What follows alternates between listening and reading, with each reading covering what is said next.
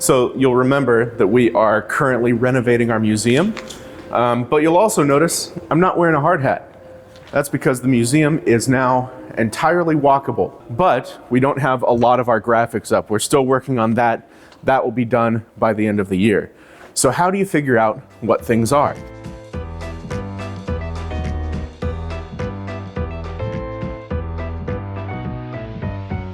We have a handy map. These maps are available at the front desk, but the QR code can also be found in various places within the museum itself.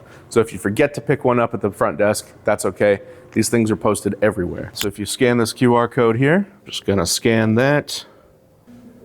Scroll down on that webpage just a little bit, and the first artifact is the German wall, and we have some information about the German wall.